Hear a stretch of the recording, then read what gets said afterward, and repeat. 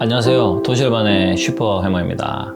이번 영상의 주제는 이타행위죠. 불교 교리로 얘기를 하자면 이제 보살행위인데, 그러니까 이타적인 삶, 남을 위해서 사는 삶은 어떤 건지 이 부분에 대해서 좀 심도 있게 고찰을 한번 해보겠습니다.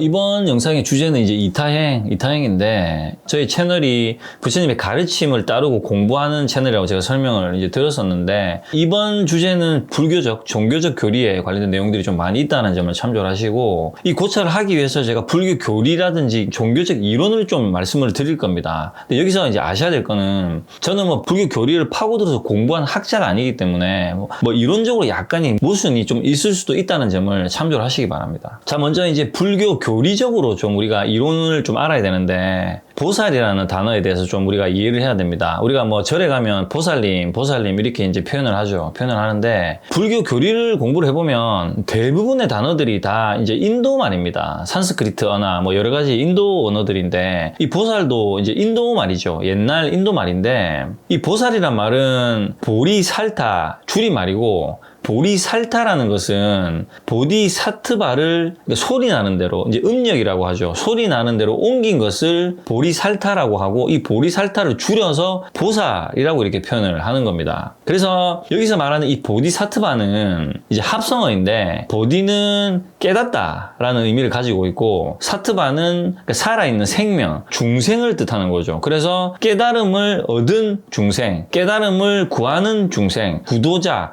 수행자, 보살행을 닦는 모든 지혜를 구하는 중생을 보살이라고 보시면 됩니다. 그래서 이제 불교 교리를 읽으면 대승, 이제 소승 이런 말들이 나오는데, 어쨌든 이 보살이란 말은 대승의 가르침에서 우리 중생 누구나가 장차 깨달음의 가능성, 그러니까 여기서 말하는 깨달음의 가능성이라는 것은 모든 중생이 불성을 가지고 있다라는 걸 이제 뜻하는 거죠. 누구나가 장차 깨달음의 가능성을 가지고 있는 이 보살임을 스스로 자각을 하고 보살행을 닦고 실천하는 것을 강조하는 것을 이제 대승의 의미로 보는 거죠. 그래서 대승의 구조는 보살행을 닦는다. 이 보살행을 닦는다라는 것은 실천한다. 실천주의를 이제 뜻하는 거죠. 그래서 불교 교리를 보면 이런 말이 나옵니다. 보살행은 보리를 구하고 있는 유정으로서 보리를 증득할 것이 확정된 유정, 구도자 또는 지혜를 가진 사람, 지혜를 본질로 하는 사람 등으로 풀이할 수 있다. 이제 이렇게 나옵니다. 그리고 보살은 일반적으로 사홍서원, 그러니까 4가지 서원을 세우고, 부처님 말씀하신 4가지 서원을 따르고 육바라밀을 수행하면서 상구보리 하와 중생을 실천하는 사람을 말한다. 보살은 대승불교의 이상적 인간상으로 수행에 힘쓰는 사람들을 총칭한다. 이제 이렇게 나옵니다. 여기서 상구보리 하화 중생이라는 말이 나오는데, 이제 이게 무슨 말이냐면, 상구보리는 보살이 위로는 자신을 위해서 깨달음의 지혜를 구하고, 하화 중생, 아래로는 깨닫지 못한 중생을 제도한다라는 뜻을 가지고 있습니다. 그래서 다시 풀어보면, 나 자신, 자기 자신도 이롭게 하면서 지혜를 깨치면서 하화 중생, 타인도 이롭게 한다. 이제 이 말을 또 다른 말로 자리이타라고 하더라고요. 공동체적인, 그러니까 나 혼자 깨닫는 것이 아니라 나 스스로도 깨닫기 위해서 수행 정진을 하겠지만, 이 깨달음을 같이 깨닫기 위해서 중생을 제도하는 보살행을 실천하는 것을 의미하는 거죠. 그래서 이것을 줄여서 상구보리 하와 중생이다라고 이제 이렇게 이제 나오는 거죠. 그래서 어쨌든 상구보리 하와 중생은 중생 제도를 강조를 합니다. 그래서 대승불교라는 것은 자리이타, 즉 이타심을 발휘하는 것을 실천한다. 그러니까 이타행을 매 순간 발휘한다라는 것이 이제 핵심이라는 거죠. 우리나라 이제 영화 중에 이제 되게 좀 오래된 고전 영화입니다. 아실 분은 아시겠지만은 제목이 아재 봐라 아재라는 영화인데, 고 강수현 씨가 주연을 맡은 영화입니다. 이 영화가 1989년도에 이제 나왔던 영화인데, 이제 모스크바 영화제에서 여우주연상을 받았던 영화입니다. 그 당시 때는 되게 유명한 영화였어요. 그리고 이제 감독이 이제 임권택 감독인데, 저는 임권택 감독 영화를 되게 좋아합니다. 많이 보고, 많이 아시는 장군의 아들도 이제 임권택 감독의 영화고, 임권택 감독 영화를 보면 불교에 관련된 내용을 다루는 영화들이 꽤 꽤 많이 나옵니다. 그리고 이제 동양적인, 특히 우리 한국 문화에 관련된 주제를 가지고 있는 영화들이 되게 많아요. 뭐 서편제라는 영화도 그렇고. 어쨌든 옛날 영화라서 제가 이제 자주 종종 돌려서 보는데, 그 중에 하나가 이 아제 바라 아제라는 영화입니다. 이 영화는 불교라는 주제를 가지고 있는데, 어떤 불교 주제를 가지고 있냐면 대승과 소승이 무엇인가, 불교라는 종교는 무엇을 지향해야 되는가에 대한 내용을 이제 담고 있는 거죠. 그래서 이 아제 바라제라는 영화를 제가 정말 짧게 간략하게 좀 설명을 드려보면, 그 강수현 씨가 이제 주연인데, 이 강수현 씨가 순녀라는 여자로 나옵니다. 이 영화상에서 순녀하고 진성 스님이라는 이제 스님이 나오는데, 이 둘 다 비군이죠. 여자 승으로 나옵니다. 그래서 이 진성 스님은 출가승으로 나오고, 이 순녀라는 여자 주인공은 뒤늦게 머리를 밀고 이제 비군이죠. 출가를 하는 승으로 나옵니다. 그래서 순녀라는 여자 주인공이 대승 불교를 뜻하고, 이 진성 스님을 이제 소승 불교라고 이제 뜻을 하는 거죠. 이제 이 내용을 가지고 이제 풀어내는 내용입니다. 그래서 이 순녀라는 여자 주인공이 뒤늦게 이제 출가를 하게 되는데, 어떤 남자가 이 절에 가까운 산에 와서 이제 죽으려고, 목숨을 끊으려고 산에 올라옵니다. 이 남자가 매일같이 술을 마시고 시간을 허비하는 이제 그런 사람으로 나오는데, 이 남자가 하필이면은 이 절을 근처에서 죽으려고 이제 목숨을 끊으려고 나오는 거죠. 이 순녀라는 비구승이 이 남자의 목숨을 살려줍니다. 이 순녀라는 비구승으로 인해서 목숨을 건지게 되는데, 이 남자가 절에 찾아옵니다. 순녀라는 비구승이 이제 참회 기도를 하고 있는데, 이 남자가 찾아와서 당신이 내 목숨을 살렸으니까 내 남은 삶은 당신이 책임져라. 나는 당신이 없으면 살아갈 가치가 없다. 이제 이런 식으로 이 비구니 승한테 이제 매달리게 되죠. 그래서 처음엔 쫓겨납니다. 두 번, 세 번 계속 쫓겨나는데 계속 찾아와서 당신만이 나의 목숨을 살려줄 수 있다 하고 계속 이제 매달리게 되는 거죠. 그래서 이 순녀라는 비구승이 다시 사회로 돌아가게 됩니다. 그러니까 이 남자를 위해서 다시 돌아가서 이 남자랑 가정을 꾸리고 이제 같이 살게 되죠. 이 남자는 이 순녀라는 비구승 때문에 새로운 삶을 찾게 되고, 이 삶을 인해서 열심히 이제 살게 되죠. 그런데 이 남자가 갑자기 느닷없이 죽게 됩니다. 어쨌든 이런 식으로 이제 스토리가 전개가 되는데, 이 순녀라는 여자 주인공이 그 이후로도 계속 남자들을 만나면서 또 결혼을 하고 같이 살고 생활을 하면서 이타적인, 자기를 위해서 사는 게 아니라 만나는 이 남자를 위해서 온전하게 상대를 위해서 살아가는 삶을 살게 되죠. 그래서 이 영화를 보면 대승불교에서 이 대승의 보살행위라는 것은 나 자신을 위하는 게 아니라 상대를 위하는, 그러니까 중생을 위해서 온전히 희생하는 삶을 사는 것이 이제 진정한 어떤 불교가 아닌가, 뭐 이런 식으로 이제 질문을 던지는 내용을 가지고 있습니다. 영화를 보면 결론이라는 게 없어요. 소승불교는 이런 식으로 깨달음을 얻어가고 대승불교는 이런 식으로 깨달음을 얻어가는데, 결국 불교가 지향을 해야 되는 것은 중생 그 안에서 깨달음을 얻고 중생과 같이 깨달음으로 나아가는 것이 중요한 것이 아닐까라는, 보는 관객한테 질문을 던지는 내용이죠. 그러니까 결론은 이런 것이다 라는 것으로 끝나는 내용은 아닙니다. 어쨌든 이 아제 바라제라는 영화가 이제 우리가 불자시라면 이 내용을 통해서 공부할 부분이 꽤 많습니다. 그래서 저는 이 영화를 정말 여러 번 돌려서 많이 봤습니다. 어쨌든 이 내용을 조금 참고를 하시기 바랍니다. 그리고 이제 추가적으로 좀 설명을 드려보면, 이 영화는 OTT나 컨텐츠에 나와 있지 않습니다. 원체 오래된 고전 영화다 보니까, 그래서 유튜브 채널에서 한국 고전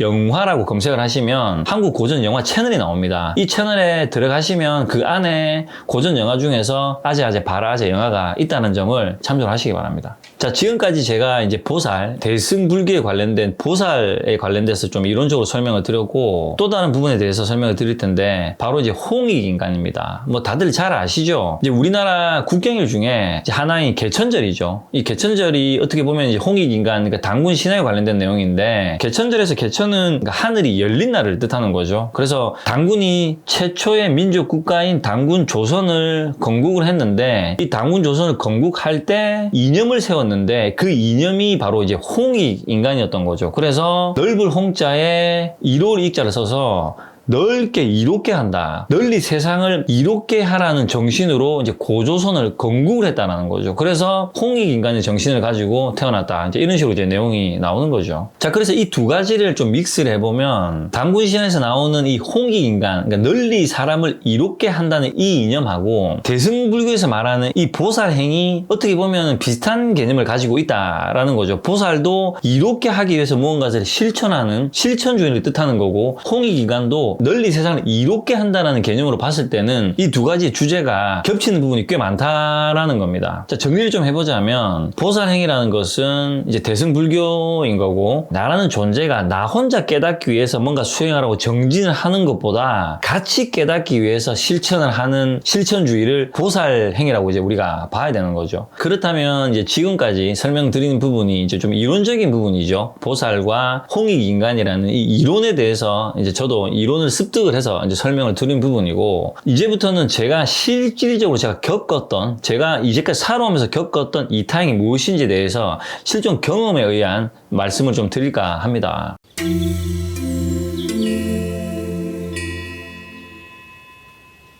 제가 선택을 했다라기보다 살아온 환경이 이타행을 실천하기 위해서 살아올 수밖에 없는 환경을 많이 살았습니다. 그런데 저는 그 당시 때는 잘 몰랐어요. 왜 나는 이런 성격을 가지고 태어났고, 왜 나는 이렇게 오지랖이 넓을까, 왜 나는 나만 잘하면 되지, 왜 내가 이렇게 타인을 신경을 쓰는 성격을 가지고 있지 하고 되게 많은 스트레스를 받았었습니다. 어쨌든 제가 지나온 세월에 겪은 부분에 대해서 좀 설명을 드릴 텐데, 이 설명을 드리기 전에 선행에서 설명을 드려야 될 부분이 하나 있습니다. 그게 뭐냐면, 이제 불교 교리나 불경을 읽어보면 부처님도 불가능한 세 가지가 있다라는 내용이 있습니다. 부처님도 할 수 없는 이 세 가지의 첫 번째는 불능면 정업 중생이라는 겁니다. 자, 이게 무슨 말이냐면, 부처님도 정업은 소멸할 수 없다. 여기서 말하는 이 정업은 중생 자신, 그러니까 나 자신이 저지른 업보는 그 자신만이 소멸할 수 있지, 부처님도 타인이 지은 업은 소멸시킬 수 없다라는 말입니다. 그리고 추가적으로 이제 글이 나오죠. 자신의 마음과 행동을 통해서 정해진 업보를 다 치러야지만 그 다음에 구제가 가능하다. 그러니까 구원이 가능하다. 그러니까 내가 지은 업이 있는 상태에서는 구원이 불가능하다. 이제 이런 글귀가 이제 나오는 거죠. 자, 그리고 두 번째는 불능도 무연 중생입니다. 자, 이게 무슨 말이냐면, 인연이 없는 중생, 무연 중생, 인연이 없는 중생은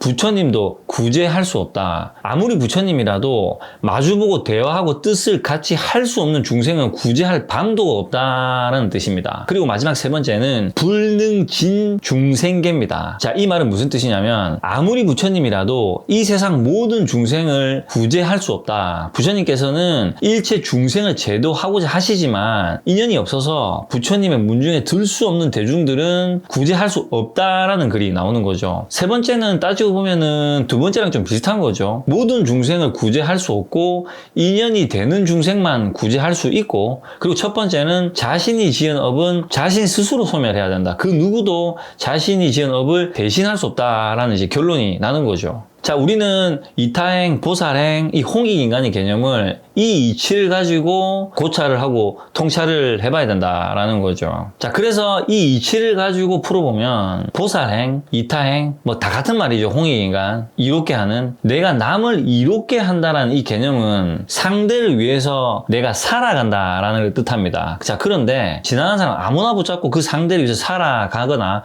뭐 불쌍한 사람을 돕기 위해서 어디를 가거나 뭐 이런 개념이 아니라, 물론 뭐 예를 들어서 불쌍한 사람을 돕기 위해서 돕는 것도 훌륭한 행위죠. 여기서 말하는 이 이타행이나 보살행은 그런 개념이 아니라 나와 인연이 되는 사람에게 이타행을 실천한다는 의미를 갖고 있다라는 거죠. 자, 제가 항상 반복적으로 말씀을 드렸고, 불교 교리 중에서도 정말 중요한 것들이죠. 영기. 우리는 스스로 진 업에 의해서 무수한 인연과 뒤섞여서 매 순간 살아간다라고 제가 여러 번 반복적으로 말씀을 드렸고, 불경이나 불교 교리에 관련된 책을 읽어보면 누구나 다 읽을 수 있는 내용들입니다. 이제 이론적인 내용이기 때문에. 자, 그러면 보살행과 이타행이라는 것은 나와 인연이 되는 사람에게 이 이타행을 실천한다라는 뜻으로 이제 우리가 이제 해석을 해야 되겠죠. 이제 해석을 해야 되는데, 사람과 사람이 인과 연으로 만난다라는 인연은, 내가 누군가를 만난다라는 것은 이 사람이 갖고 있는 이 사람의 세계관을 내가 온전히 받아들인다라는 개념으로 보셔야 됩니다. 이 상대의 세계관이라는 것은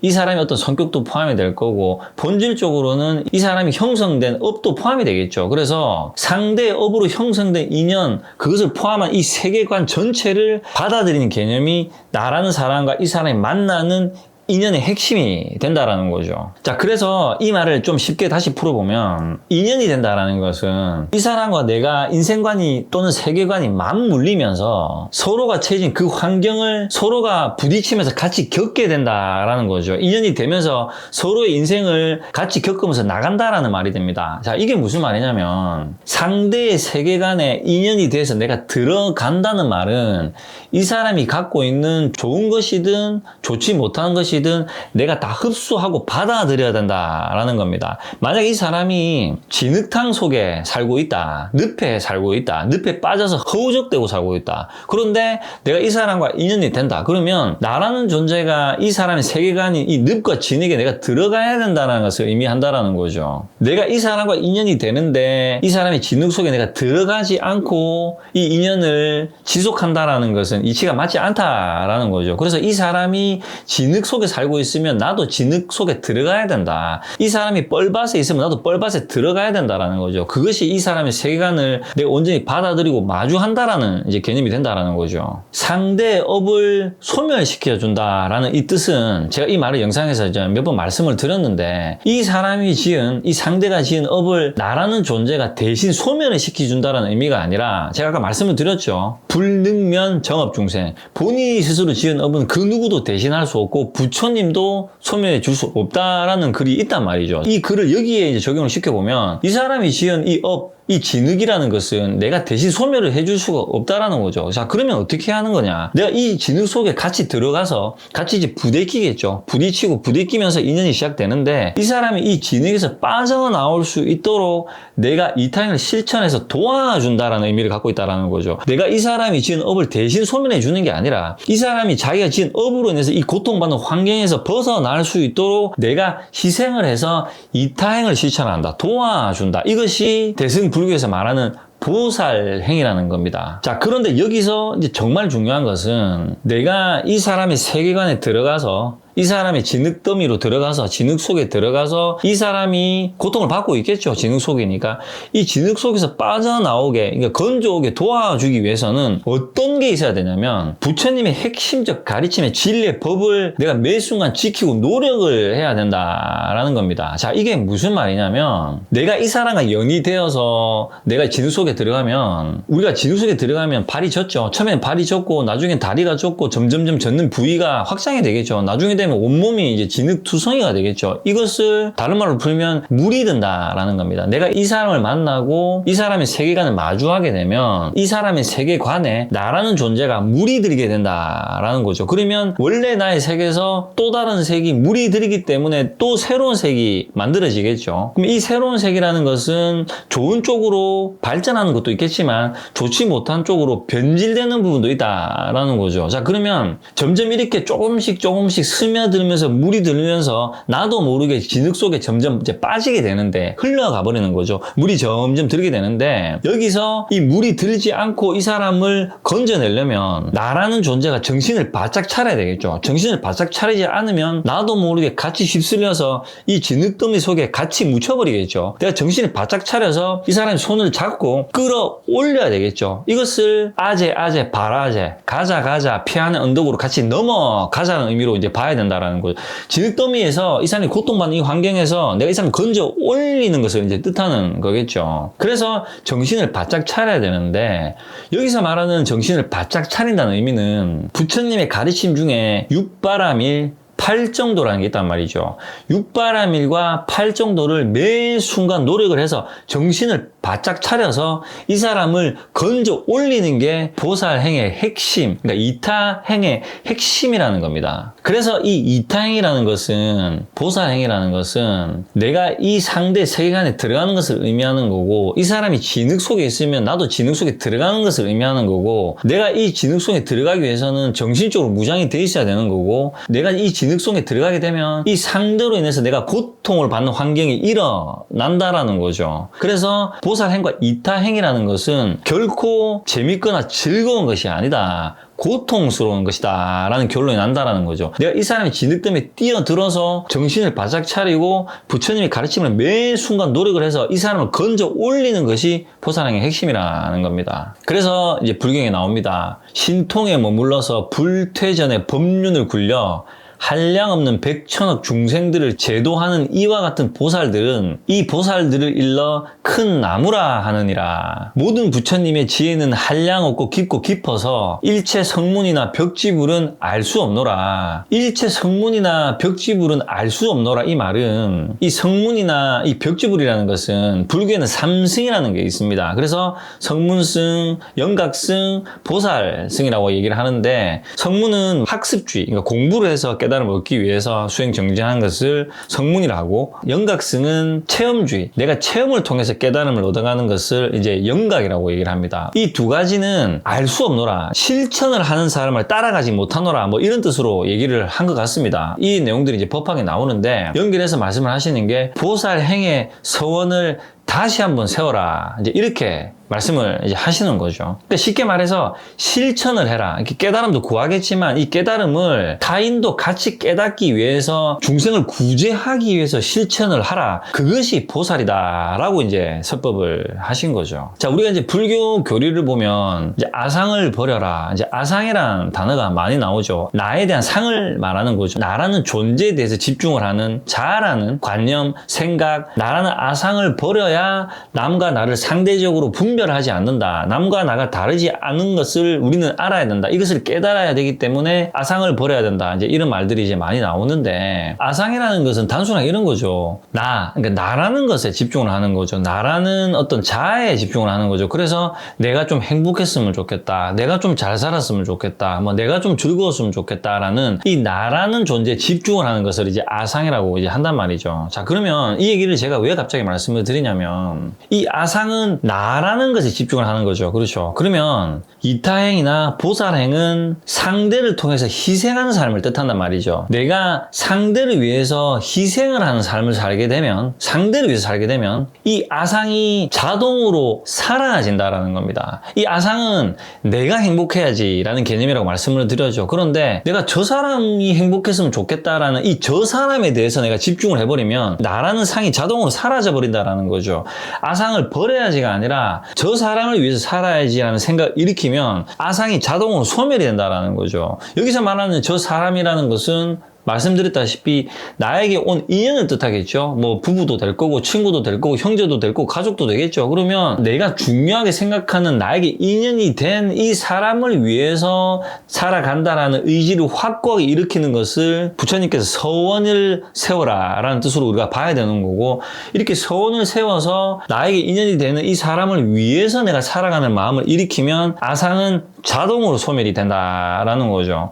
당신이, 그러니까 너가 행복한 것이 곧 내가 행복한 것이기 때문에 너와 나는 다르지 않다. 내가 너를 위해서 살기 때문에 나라는 존재는 자동으로 사라진다가 되는 거죠. 그래서 너가 행복한 것이 곧 내가 행복한 것이고, 너를 위하는 것이 곧 나를 위하는 것이다. 그래서 너와 나는 다르지 않다라는 이치적인 결론이 난다라는 겁니다. 그리고 상대를 위해서 사는 이타적인, 그러니까 홍익인간의 정신이죠. 불교는 보살행.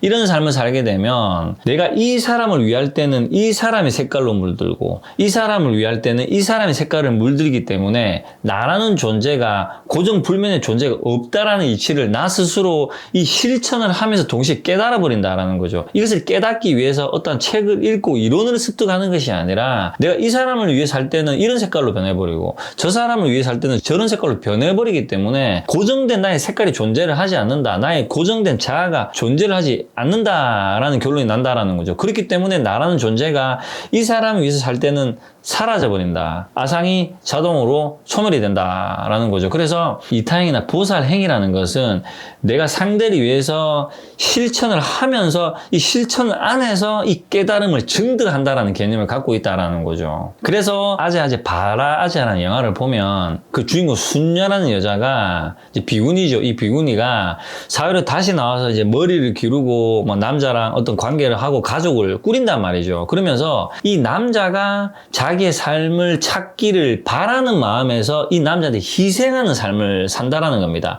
이 순자라는 비구니승이 이 남자를 사랑하고 자기가 행복하고 싶어서 이 남자를 만나는 게 아니라 이 남자가 똑바른 올바른 삶을 또는 행복한 삶을 살게 하기 위해서 자신을 버리면서, 그러니까 아상을 버리는 거죠. 자신을 버리면서 이 상대를 위해서 희생하는 삶을 살면서 대승불교적인 중생과 같이 깨달음을 얻어가는 자리이타의 삶을 살더라는 겁니다. 이것이 보살행, 즉 이타행, 즉 널리 세상을 이롭게 하는 불교의 핵심적 가르침이라는 거죠. 이렇게 나에게 오는 중요한 인연을 위해서 내가 희생을 하고 이타적인 삶을 살게 되면 이 사람이 행복하면 결과가 돌아서 결국 내가 행복하게 된다라는 거죠. 이것은 제가 저의 삶 안에서 실제적으로 제가 느꼈고 지금도 현재 느끼고 있는 것입니다. 그래서 저는 왜 내가 이런 성격을 갖고 있을까? 왜 나는 이렇게 오지랖이 넓어서 내 인생이나 똑바로 잘 살면 되지? 왜 남 인생 잘 살게 하는데 자꾸 도우려고 뭔가 애를 쓸까라는 생각을 하면서 정말 제가